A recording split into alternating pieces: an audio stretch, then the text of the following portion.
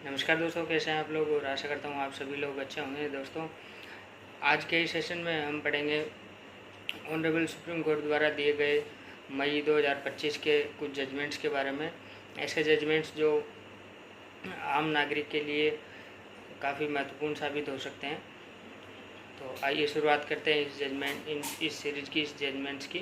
तो इस जजमेंट में जो पहला जजमेंट है वो है ऑनरेबल सुप्रीम कोर्ट द्वारा दिया गया, और इस जजमेंट में ऑनरेबल सुप्रीम कोर्ट ने कहा है BNSS लागू होने के बाद दायर ED शिकायत पर संज्ञान लेने से पूर्व सुनवाई का हक PMLA आरोपी को रहेगा।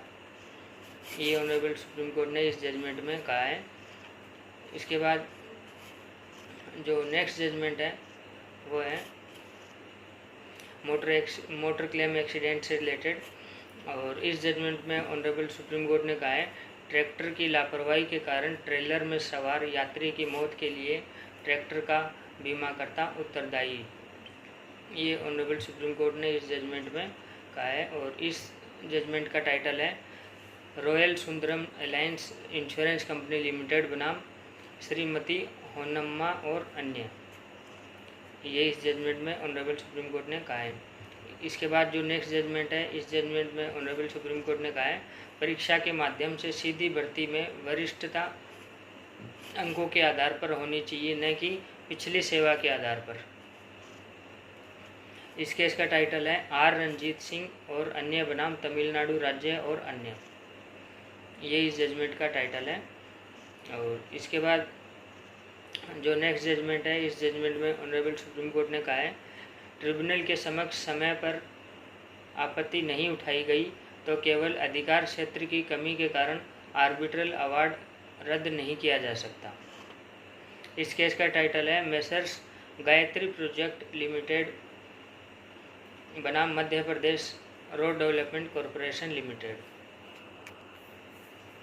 इसके बाद जो नेक्स्ट जजमेंट है वो इस जजमेंट में ऑनरेबल सुप्रीम कोर्ट ने कहा है, ये जजमेंट सेक्शन 141 NI से रिलेटेड जजमेंट है।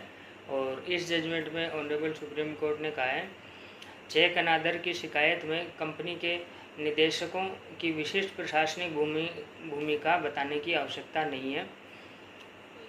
और इस केस का टाइटल है HDFC बैंक लिमिटेड बनाम स्टेट ऑफ महाराष्ट्र। इसके बाद जो नेक्स्ट जजमेंट है, इस जजमेंट में ऑनरेबल सुप्रीम कोर्ट ने कहा है मैटरनिटी लीव प्रजनन अधिकारों का हिस्सा सुप्रीम कोर्ट ने तीसरे बच्चे के लिए मैटरनिटी लीव देने से इनकार करने का फैसला खारिज किया। इस केस का टाइटल है K उमा देवी बनाम तमिलनाडु सरकार।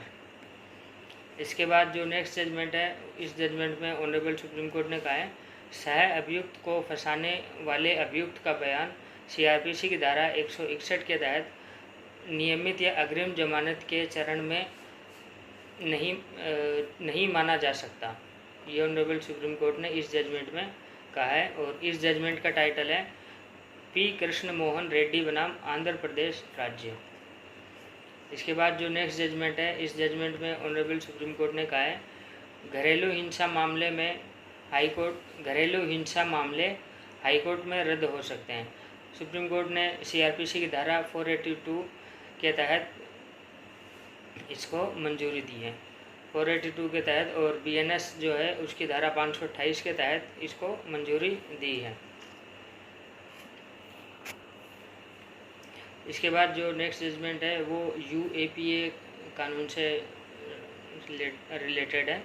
इस जजमेंट में ऑनरेबल सुप्रीम कोर्ट ने कहा है व्यक्तिगत खतरे के आकलन के बिना गवाहों के बयानों के खुलासे पर रोक लगाने वाला व्यापक आदेश पारित नहीं किया जा सकता।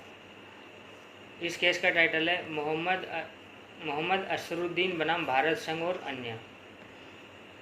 इसके बाद जो नेक्स्ट जजमेंट है वो पोक्सो एक्ट से रिलेटेड है। इस जजमेंट में ऑनरेबल सुप्रीम कोर्ट ने कहा है पोक्सो कानून के तहत गंभीर यौन अपराध में 20 साल से कम सज़ा नहीं दी जा सकती।